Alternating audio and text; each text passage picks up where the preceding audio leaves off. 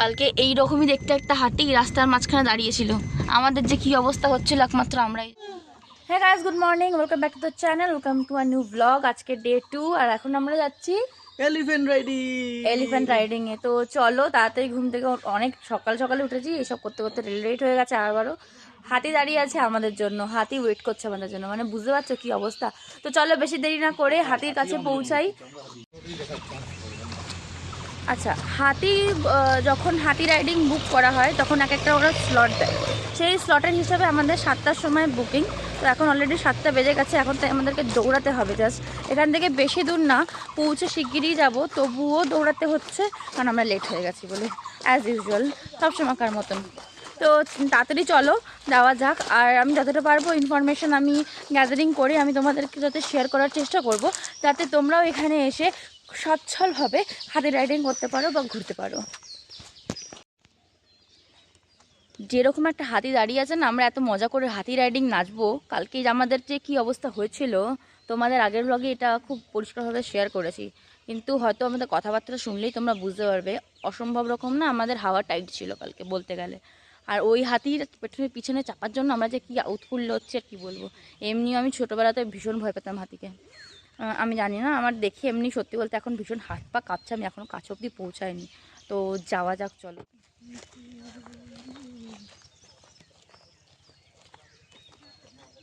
ভাই দাঁড়াও না গো, এই দাঁড়াও না গো আমার জন্য, এই দাঁড়া না রে, ওপরে উঠে যাও।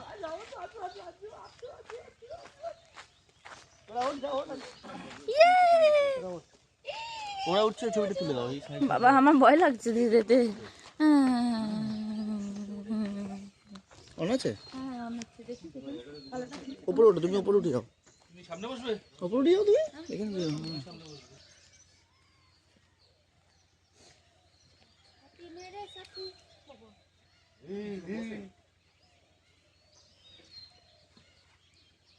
দড়িটা ধরে থাকবি, সামনে দড়ি আছে একটা।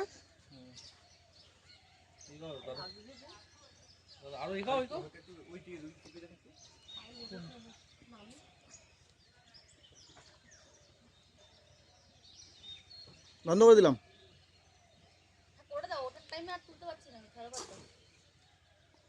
মা হাতি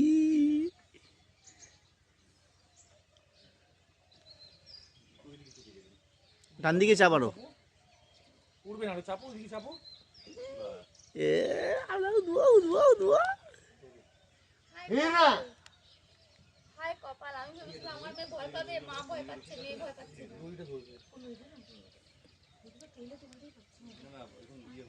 আসো বেশি আওয়াজ করাটা কিছু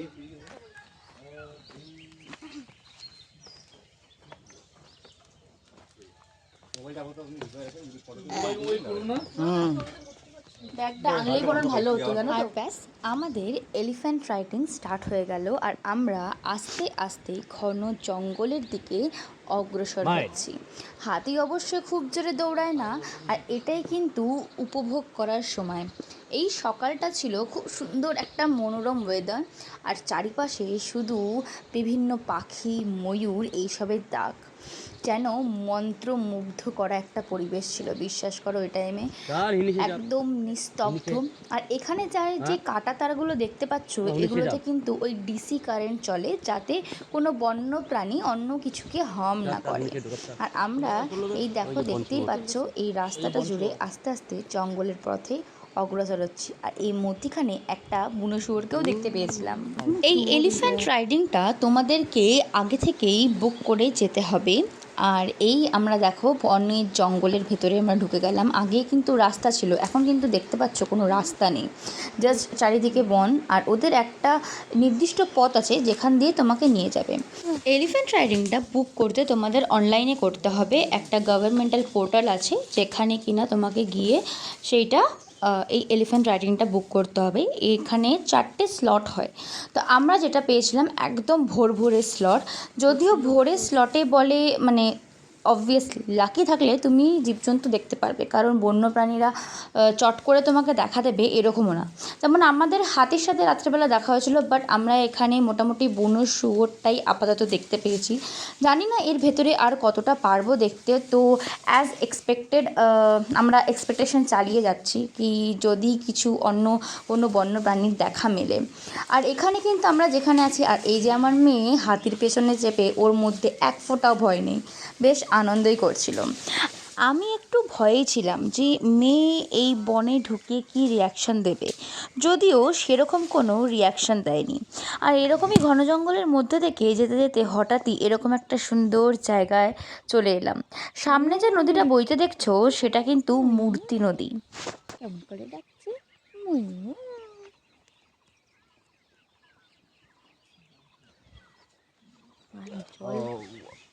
জলই নাই এখন,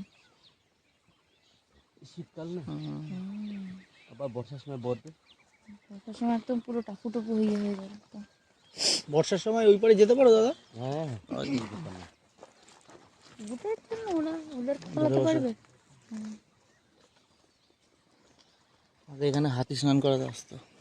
এখানে ওইখানে না, তুমি চলে যাবে। প্যাকেজটা উঠিয়ে দিয়েছে। হ্যাঁ, আগে চুকে ছিল, এখনটা উঠাই দিয়েছে। আর খাওয়ানো যেত। ফুলফল কাঁচা লোক আছে না।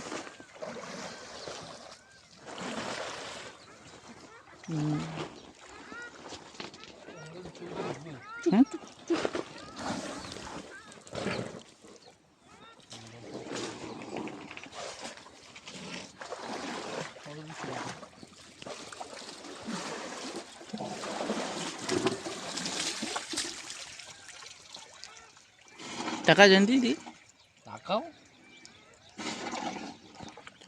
ভিডিও করে দিও তো, জল খাচ্ছে এখানে।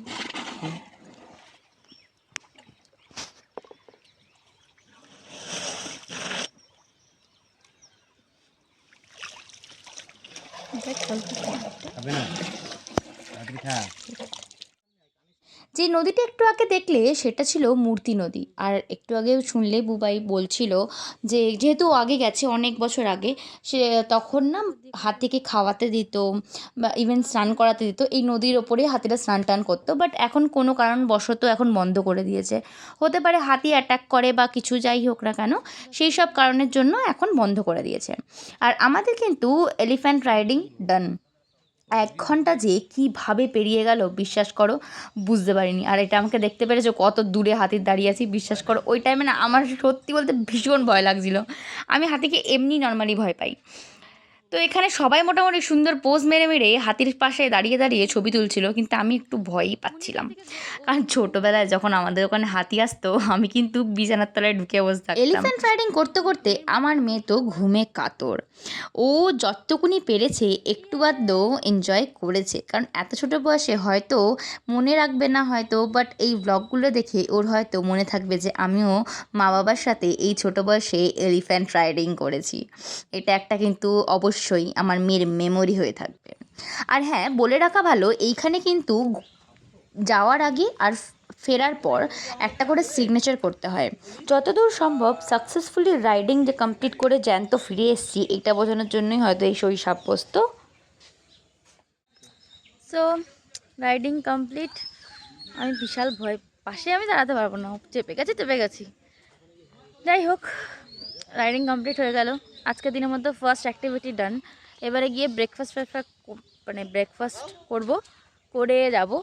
আর এই যে হাতির পাল, এখানে ওদেরকে খাওয়ানো দাওয়ানো হয়।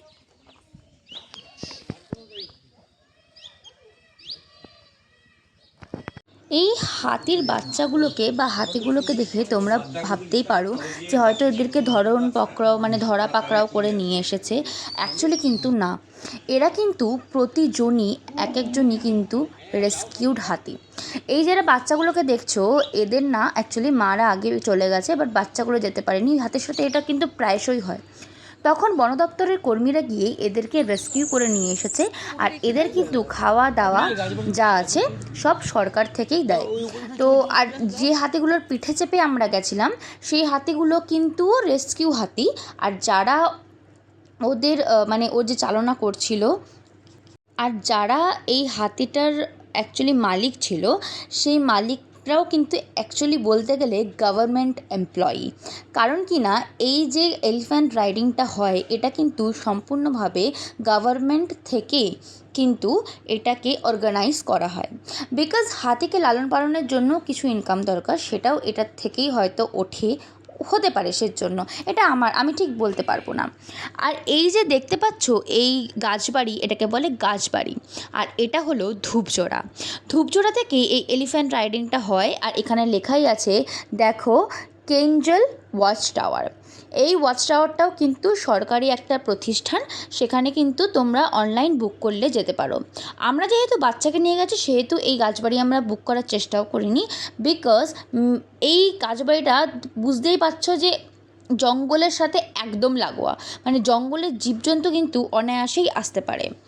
তো এখানে এইসব আমরা ফটো তুলতে তুলতেই হঠাৎ দেখতে পেলাম চা বাগানের ওখানে একটা ময়ূর খুব সুন্দর পেখম তুলে নাচছে, আর ছুটতে গেলাম সেই দিকে দেখার জন্য ময়ূরের পেখম তুলে নাচ। আমরা ভিডিওতে আমি অনেকবার দেখেছি, কিন্তু এরকম স্বচক্ষে দেখার ভাগ্য কজনের হয় বলো?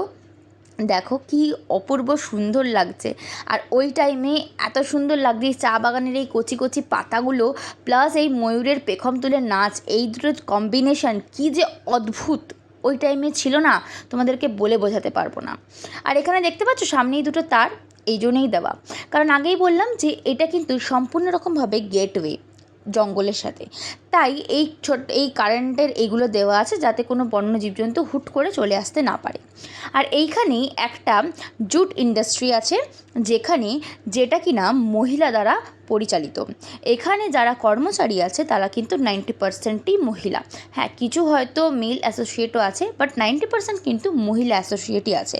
এখানে তাঁত বোনার মতো দেখতে পাচ্ছ, জুট বোনারও মেশিন আছে। আর এখানে সামনে একটু পরেই তোমাদেরকে দেখাবো যে বিভিন্ন রকম কারুকার্য করে, এই যে এখানে একটা অলরেডি দেখো হাফ হয়ে রয়েছে জুটের, এটা ওই পাপোশ হয় না, ও দেখবি আমরা কিন্তু কলকাতাতে কিন্তু মানে হামেশাই পাওয়া যায় বলতে গেলে, কিন্তু এরকম স্বচক্ষে দেখা ভালো লাগছিলো দেখতে। আর এখানে তাদের কিছু নমুনা রাখা ছিল, স্যাম্পলস রাখা ছিল, যেখানে তোমরা এখানে বাইও করতে পারো। তো এখানে মোটামুটি 250, 350, 170 এরকম রেঞ্জের সব জিনিসপত্র ছিল, যেরকম নেবে, কারণ জুটের দাম এমনিই বেশি। আর এটা কিন্তু একটা লুপ্ত প্রায় বিজনেস হয়ে গেছে বা ইন্ডাস্ট্রি হয়ে গেছে বলতে পারো। আর এবারে আমাদের ফেরার পালা, তো রিসর্টে গিয়ে আবার দেখা হচ্ছে। ব্লগটা এখনকার মতো এখানেই শেষ করছি, আবার নেক্সট ব্লগে দেখা হচ্ছে, ততক্ষণের জন্য টাটা। আর এই ভিডিওটা ভালো লেগে থাকলে অবশ্যই like, share and subscribe for more such videos.